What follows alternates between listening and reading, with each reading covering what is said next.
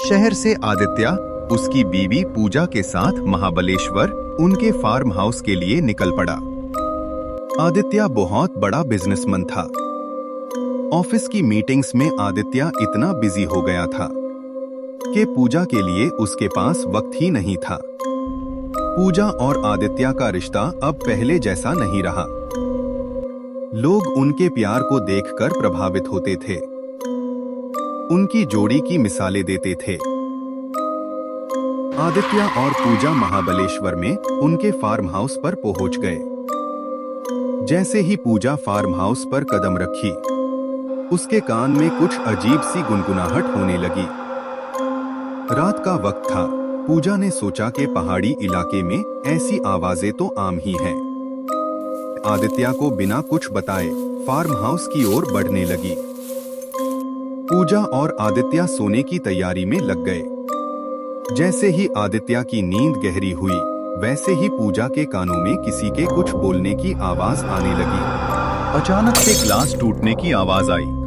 पूजा घबराकर उठ गई। पूजा ने कमरे के बाहर जाकर देखा तो ग्लास टूटकर जमीन पर गिरा हुआ था।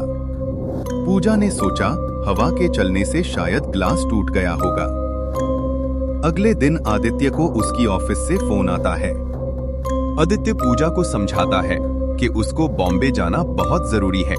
ये चीज सुनकर पूजा बोलती है, आदित्य, हम इतने साल के बाद शहर से दूर एक दूसरे के साथ वक्त बिताने आए हैं।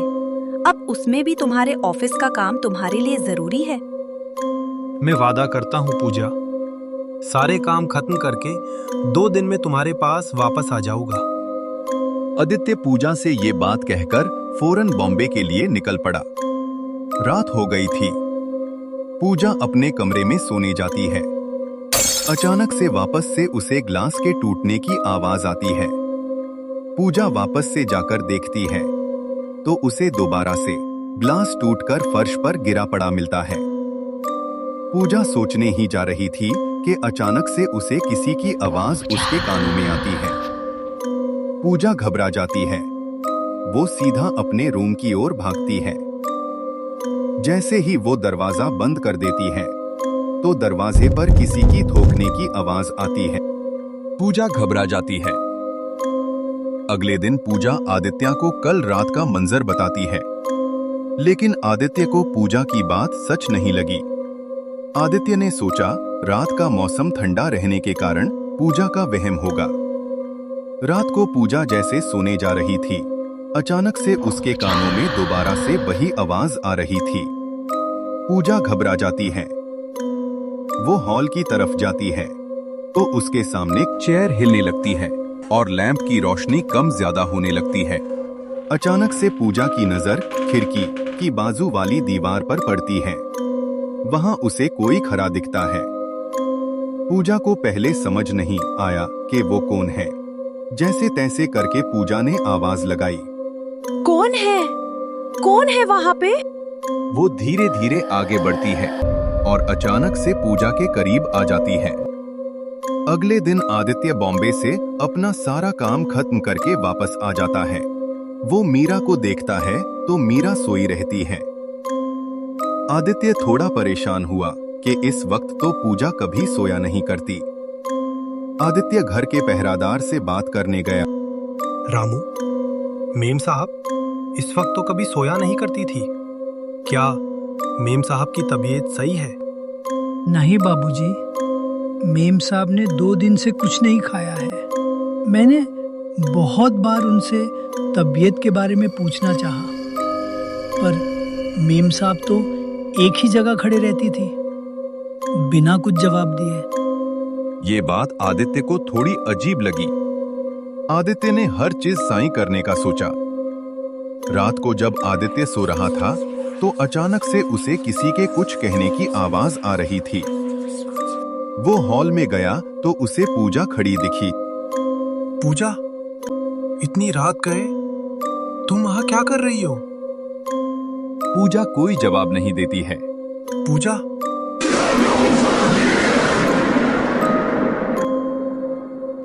आदित्य एकदम से घबरा जाता है। तुम यहाँ क्या कर रही हो? तुम तो मर चुकी थी। ये कैसे हो सकता है? कौन मर चुका है? किसकी बात कर रहे हो? आदित्य, क्या छुपा रहे हो मुझसे? आदित्य दंग रह जाता है। क्या छुपा रहे हो मुझसे आदित्य? फिर आदित्य ने पूजा को सारी बात बताई। 5 साल पहले आदित्य अपने बिजनेस के सिलसिले में महाबलेश्वर आया था। वहां उसकी मुलाकात मालिनी से हुई, परेशान हालत में लिफ्ट मांगते हुए। क्या मैं आपकी कोई मदद कर सकता हूँ? एक्चुअली मैं इस जगह का रास्ता भटक चुकी हूँ। मुझे महाबलेश्वर जाना है। अब पता नहीं कैसे जाऊँ। आइए, आपको ड्रॉप कर देता हूँ। आदित्य और मालिनी एक दूसरे से बात करते करते महाबलेश्वर पहुंच गए। अचानक से बारिश होने लगी। आदित्य ने सोचा इस वक्त मालिनी को ऐसी हालत में अकेले छोड़ना ठीक नहीं। इसीलिए आदित्य ने मालिनी को उस रात उसके फार्म हाउस पर रुकाया। दोनों बारिश का आनंद लेते रहे और रात भर बातें करने लगे। यही मुलाकात उनकी प्यार में बदल गई। आदित्य और मालिनी एक दूसरे के साथ महाबलेश्वर में और वक्त बिताने लगे। एक दिन मालिनी ने देखा कि आदित्य किसी से बात कर रहा है। आदित्य, किससे बात कर रहे हो? वो मालिनी। वो क्या? कौन है फोन पर जिसके लिए तुम इतना घबरा रहे हो? फिर आदित्य ने मालिनी को सब बताया कि वो पहले से शादीशुदा है। ये सुनकर मालिनी एकदम से टूट गई। तुमने मुझे ये पहले क्यों नहीं बताया? तुम हर मर्द एक जैसे होते हो। आदित्य, तुमने मेरी जिंदगी खराब कर दी है। अब अगर तुमने मुझे छोड़ा तो तुम्हें छोड़ूंगी नहीं। आदित्य एकदम से परेशान हो गया। अब उसे कुछ समझ नहीं आ रहा था कि क्या करे। देखो मालिनी, मैं अपनी बीवी से बहुत प्यार करता हूँ और तुम्हारे बोलने पे मैं उसको छोड़ नहीं सकता। तुम्हें अगर जाना है तो तुम जा सकती हो। मालिनी को बहुत गुस्सा आता है। उसने अपने पास रखी हुई गन उठाई और अपने आप को गोली मार दी। आदित्य एकदम से घबरा गया कि ये क्या हुआ। अब आदित्य को समझ नहीं आ रहा था कि क्या करे। तभी उसका पहरादार उसके पास आया। बाबूजी, आप फिक्र मत कीजिए। इस लाश को हम जंगल में जाकर ठिकाने लगा देंगे। आदित्य और रामू ने मिलकर मालिनी की लाश को जंगल में दफना दिया और आदित्य ने अपना बोरिया बिस्तर बांधकर बॉम्बे चला आया और आज तक का ये राज ही रहा था। ये सुनकर पूजा के पैर से जमीन खिसक जाती है। आदित्य, तुमने जीते जी मुझे इतना बड़ा धोखा कैसे दिया? अब बस मैं तुम्हारे साथ एक पल भी नहीं रह सकती। अभी इसी वक्त या तो तुम यहाँ से जाओ या तो मैं जाती हूँ। नहीं पूजा, इसमें तुम्हारी कोई गलती नहीं है। मैं ही यहाँ से जाता हूँ। आदित्य अपना मन बेहलाने बाहर निकल जाता है कि अचानक से उसे मालिनी की आत्मा दिख जाती है। आदित्य एकदम से घबरा जाता है और उसका एक्सीडेंट हो जाता है। आदित्य आईसीयू में होता है। ये देखकर पूजा की आंखें भर आती है। पूजा जब खिड़की की ओर देखती है तो उसे मालिनी खड़े दिखाई दी। अब पूजा को सब समझ में आ गया था। अब पूजा ने तय किया कि इस मालिनी नाम की शख्स को वो हमेशा हमेशा के लिए मिटा देगी। पूजा मालिनी की कब्र को ढूंढने जंगल जाती है।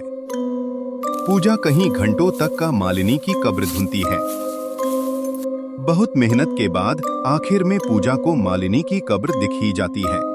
अब पूजा परेशान हो जाती है कि इतनी सारी कब्र में से मालिनी की कब्र कौन सी है।